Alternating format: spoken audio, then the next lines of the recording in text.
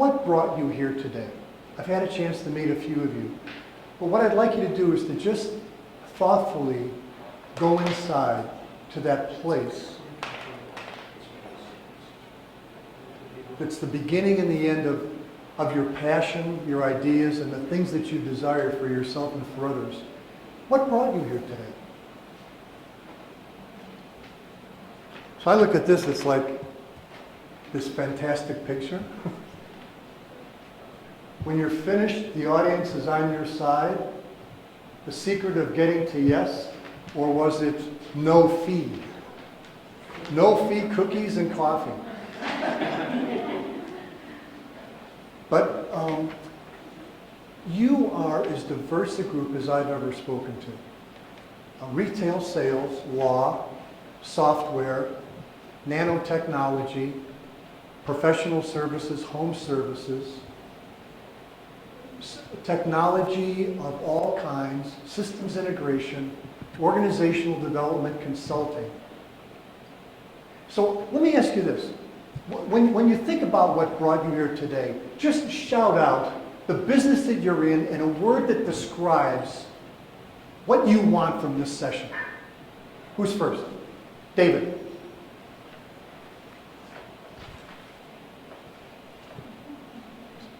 New ideas. New ideas. Who's next? Mohammed? Sales. Sales? Sales. What else? Who else? Shout it out. Epiphanies. Epiphanies. This better be good. Bob, what about you? I think I'd like to see some ideas on change. Change. Aha. The ugliest word in the language. Who else? Dolly? Innovations in getting investment capital. Investment capital? What about money? Moolah? So some of these ideas will emerge as we go through the day. And let me just start with this. Please project your work. Audiences always ask three questions. When you're with anyone, what goes on in their head is, who is this guy? What does he do? And why should I care? Anyone you meet, whether consciously or unconsciously, this is going on in their head. So who I am is I'm Pat McNamara. I've got a one-man consulting company called Slide 12. What I do is I help people find their voice.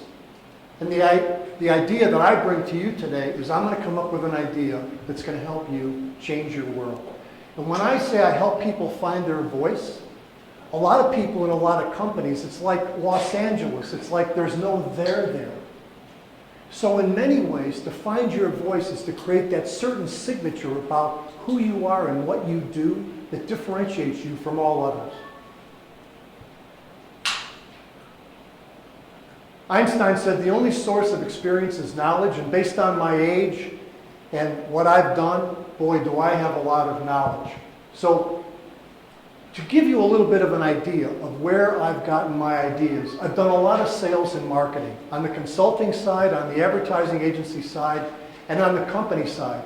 And what I know about companies big and small is that the culture is really good and everything is fine as long as sales are coming in the door.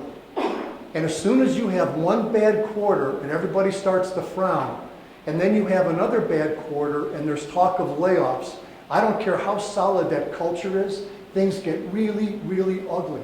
So at the end of the day, it really is about sales and revenue, day by day, week by week, quarter by quarter. About 10 years ago, I got involved in a consulting opportunity, and the work that I do for the big pharmaceutical companies is this. I work with pharmaceutical companies, key opinion leaders. These are physicians that go out to the field that work with other physicians to extend the standard of care. So for example, Pfizer has a drug for multiple sclerosis. The neurologists that I work with go out into the community and they'll tell their fellow physicians, if a woman is 37 years old and she comes in and she has some numbness here, don't write it off to tennis elbow. Be sure that she gets an MRI. It could be early stage MS. And the value chain is that Pfizer has a drug for early stage MS. It doesn't cure it, but what it does is it extends that woman's quality of life. And that's what that's all about. So what I do is I get in rooms like this with neurologists like that, and I work with them so that when they present these ideas to their fellow practitioners, that they connect with those practitioners, not about the clinical trial data, but they ask the question, why did you become a physician in the first place? And that is to ease suffering and pain. So that's what I've done, and those audiences can be some of the most demanding, skeptical audiences on the planet. One of my clients, Myriad here, is the company that did the work recently with Angelina Jolie, and they were just in the news around the Supreme Court, and the Supreme Court's decision that no, you can't actually patent the human genome. And the other thing I've done that's sort of a fit with the two of these is I do a lot of work for venture capitalists where they'll sort of drop me into one of their portfolio companies to solve a sales and marketing problem, or I'll work with early stage companies when they're going looking for funding, whether it's to angels or VCs, etc. So I do a lot of work with startups, and I know that there's a lot of startups in the room. So that's really what I do. And what it means to you is I've got an enormous tool chest full of things that I've picked up over the last 40 years. I've learned, and believe me, I've created a tremendous amount of chaos and blown a lot of budgets, but I've got some tools that I'm actually going to share with you today. And what we're going to do here today is I've hacked together a number of presentations, and so this is going to be sort of a big mashup of a whole bunch of ideas that I've used for startups and pharmaceutical companies and other places.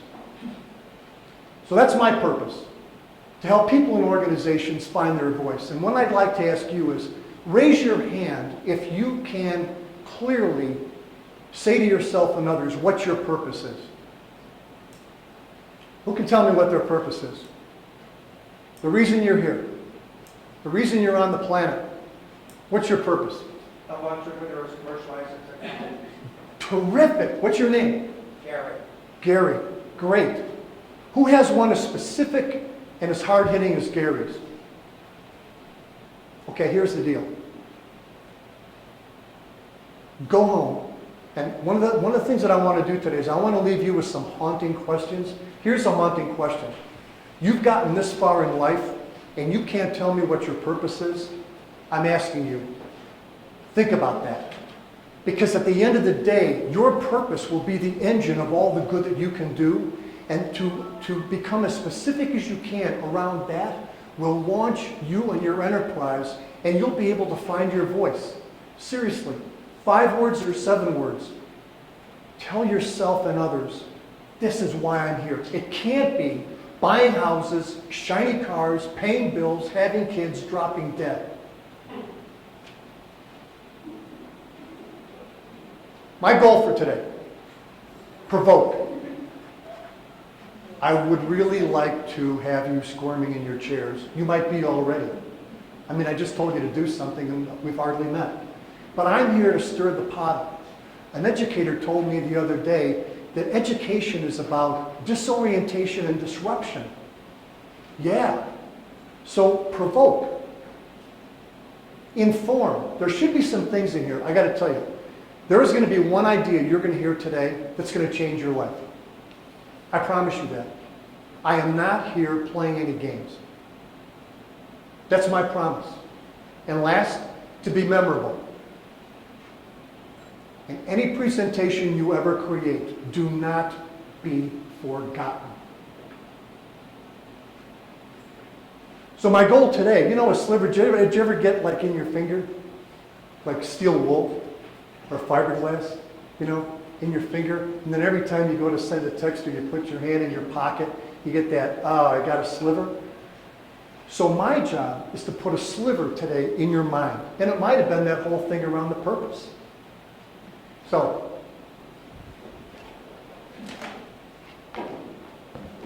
I'm going to be throwing out frisbees. That's all they are, ideas that I've picked up from people, places, and things. I'm just going to be throwing frisbees. Catch them if you want, or let them go. I love frisbees. It's like, Ultimate Frisbee to me is like the sweetest game. What's the difference between purpose and mission statement? They're all sort of in the same category. But I think purpose, much more specifically, is about you. This is why I'm on the planet. And I think that's something that we would hold really, really specific. And we ought to have some fun today. I mean, come on. This is the agenda. We're going to start off with influence. And we're going to talk a little bit about thought leadership. We're going to talk about stories and audiences. We're going to talk about pitches and slides and tips and tricks, okay?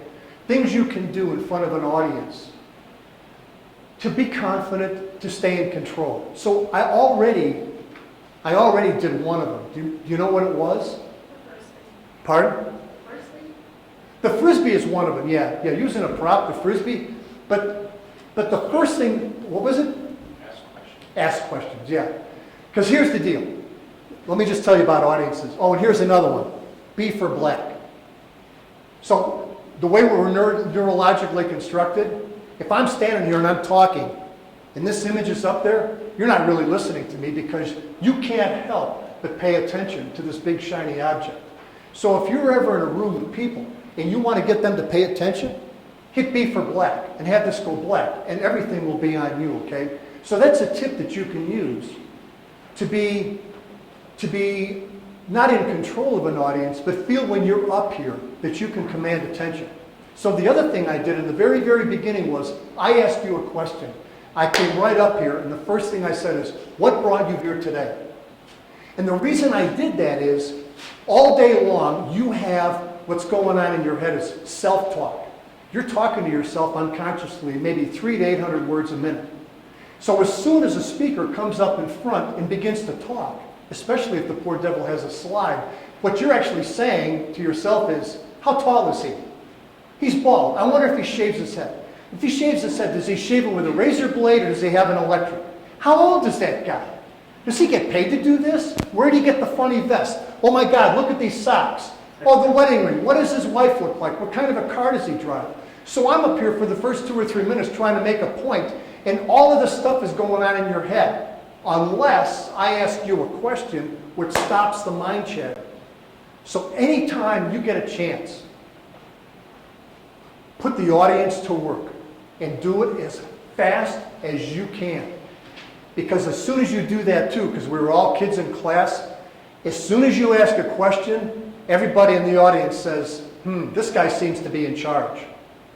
Because I got to tell you, with the audiences I work with, 50 to 70-year-old neurologists, if that gets just a little bit out of control, it's complete chaos. They'll just eat you alive. So there's already 2 or 3 ideas. We're going to be talking a lot sales and marketing and stuff and getting people to do things and see things our way, but I got to tell you, at the end of the day, this is about telling the truth and about building trusted relationships with other people. I don't care what the technology is or what the voodoo might be. At the end of the day, any success we have is going to be when 2 people trust one another and where you, if you're selling something, can be seen as a trusted advisor to that other person. This is not a carnival. So I want to talk to you, most important, about influence. And what I want to ask you is, who's influential? Who do you know that's influential? A name. Kathy. Yeah, so that's very good. That's very, very good to name her, because we're going to be going through some characteristics. And it'll be interesting to highlight how influential fits Kathy. Who else? A celebrity? Bill Gates. Bill Gates? Who else? Bill Gates is good. Russ? My wife. His wife? Well, interesting. Does anybody know his wife? Is she influential? Yes. Who else? Who's a celebrity that we might know? Warren Buffett. Warren Buffett, for sure. Yeah, people like that. This is what influential looks like. Oprah. She has got it going. Here she is at Harvard. And if you get a chance, go to YouTube and see what she says to the world from the stage at Harvard. And I'm from Chicago, and I remember her when she was on the South Side as a cub reporter, standing in a snowstorm, talking about what a miserable, miserable day it was to try to catch a bus. And look at her now. She is influential. With a word, a gesture, a yes or a no, she can start a company off, turn a company on, you name it, that's Oprah. So what I want to ask you is, are you influential? Raise your hand if you're influential.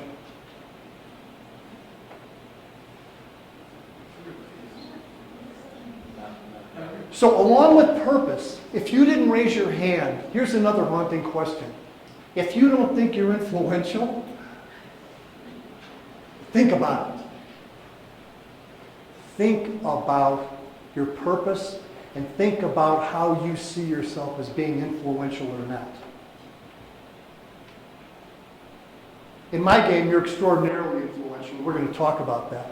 Because influential people are persuasive, and persuasive people get results. Look, this whole thing today is about you getting the results that you want. This is all about scoreboard. Creating influence, the ability to alter an individual or group's thoughts, beliefs, or actions. It's about persuasion. And it has components that you can describe.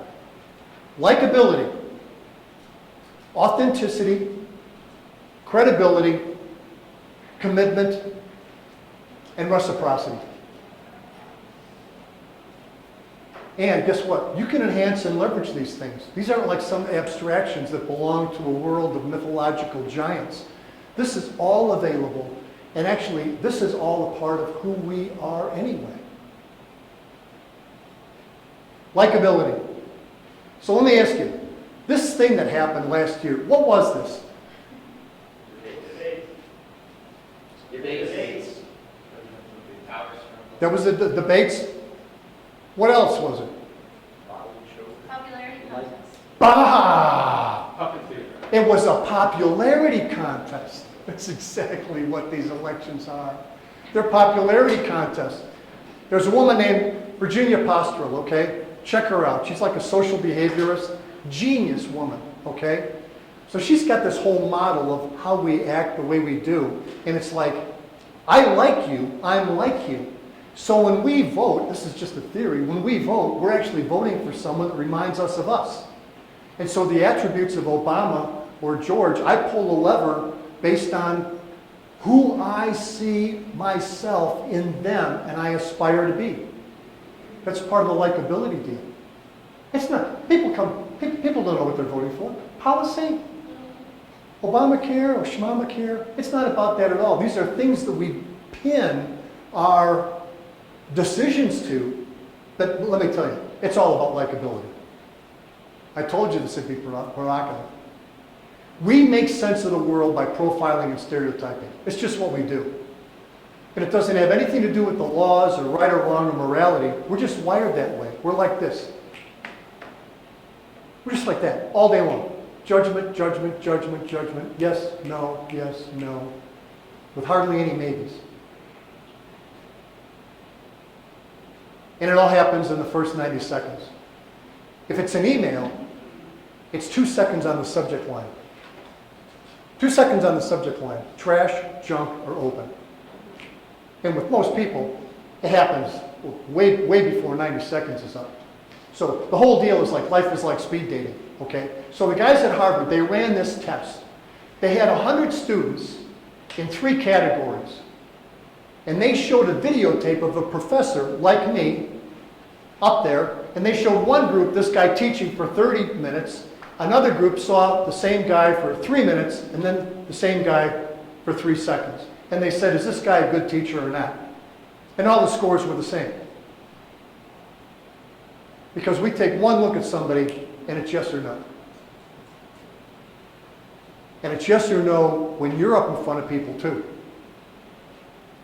Okay, what creates likability more than any other thing? Personality. What is it? Appearance. Appearance? Openness. Oh, confidence? It's part of it. Here it is. It's listening. It's all about listening. Sometimes it looks like I'm listening, but actually I'm just waiting for you to shut up. That's actually what goes on so often.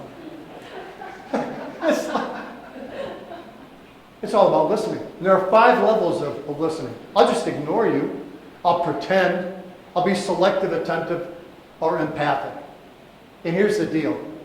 We all know what's going on with the other person. We know when we're really, really being seen and heard.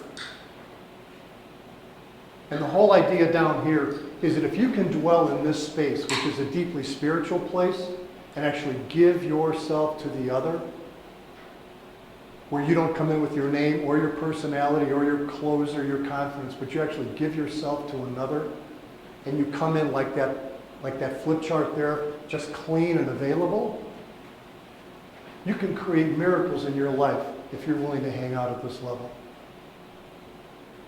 And I got to tell you, this is 1,000 miles from the pitch. But I'm not here today to tell you about how to pitch. This is more about how to connect. And this piece down here, in terms of connecting and building trusted relationships where people see you as a trusted advisor and where you are loved and respected, it happens down here. Here's what Tom Peters says. This is exhausting. This is exhausting spiritual work, to just make yourself available to another. This is really, really hard stuff.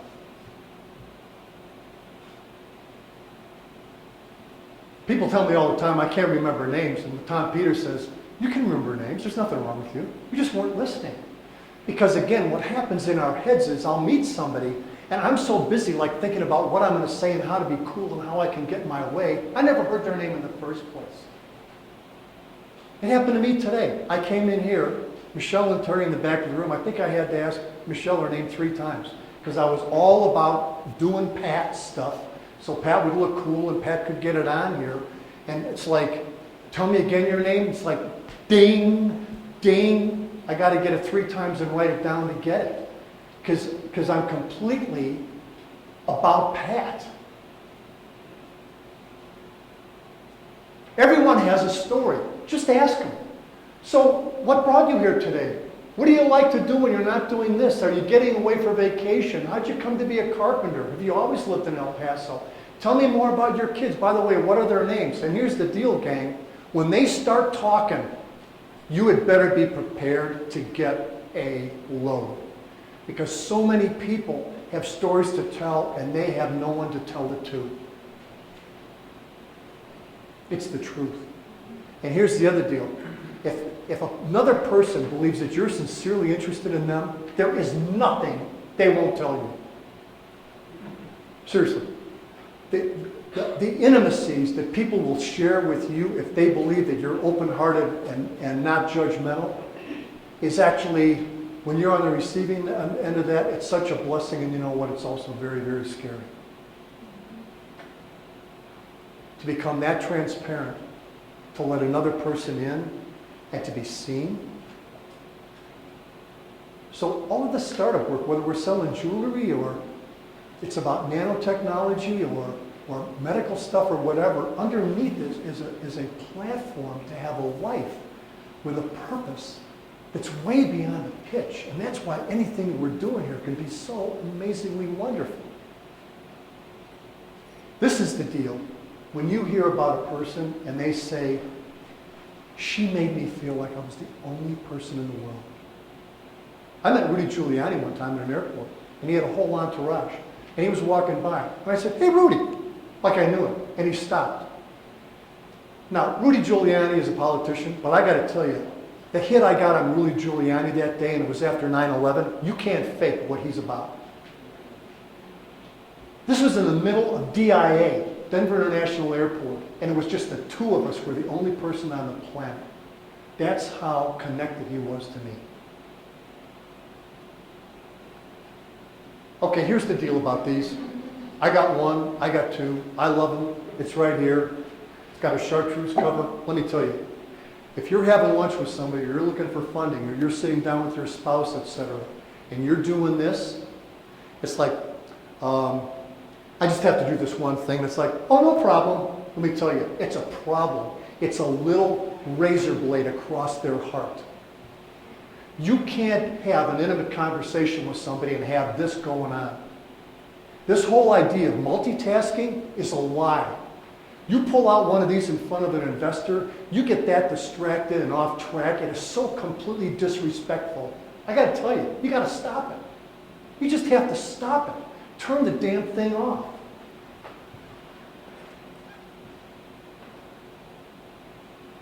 We're so addicted to distractions. And anybody who's with us, even with, oh, it's no problem. Yeah, go ahead, bang away on that email. Let me tell you, it's a problem. You can't believe what they're telling you. These are tiny little insults, and you know what? They're not forgotten. Authenticity. Who you are speaking so loud, I can't hear what you're saying. And this authenticity stuff, it's really, really hard to define. It's kind of like what, pornography. I can't define it, but I know it when I see it. And this really relates to this whole thing about our state. So we have this beingness. We show up.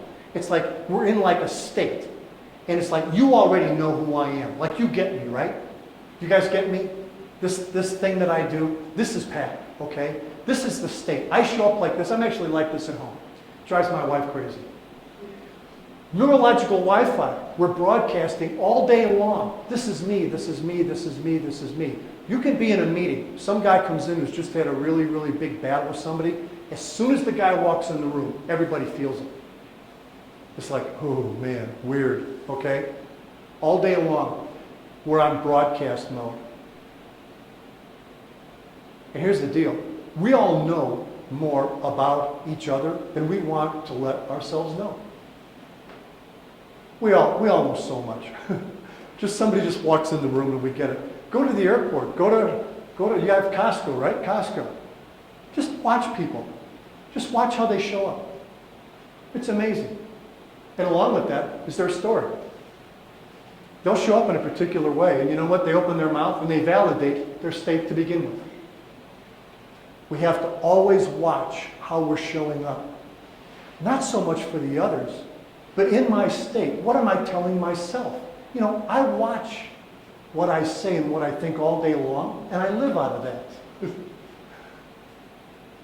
It's really kind of just. I create my own world. Here's one. The first time I heard this, it made me crazy. The way you do anything, you know what? It's the way you do everything. I gotta tell you, first time I heard this, I was squirming in my chair. I hate this idea. You mean the inside of my car? Am I really like that? Like the top of my desk? Really? Here's the deal with authenticity. Be true to yourself, be true to others. And here's the other deal. Authenticity isn't about being a nice guy. Have a point of view. Everyone in here is a leader. People look to you for advice. You don't have to be opinionated and ready to do battle, but people are asking you, show up. What are you about? What's your point of view? People love specificity. Credibility. This is what people think. You can trust her. She really knows what she's talking about. You have got to know what you're talking about. In fact, you've got to be a thought leader. This deal here, in the olden days, you could just pack up a bunch of advertising and literature and you could broadcast it out. You could send a direct mail blast, etc. There's so much content flying out there right now that if you don't, in your category, establish yourself as a thought leader, nobody's going to pay attention to you. This thing we're living in right now is the attention economy. Everybody has got more information than they can possibly handle. If you don't set yourself up as a thought leader in your category, you're just going to be, it's just more ordinary. And there's ordinary everywhere.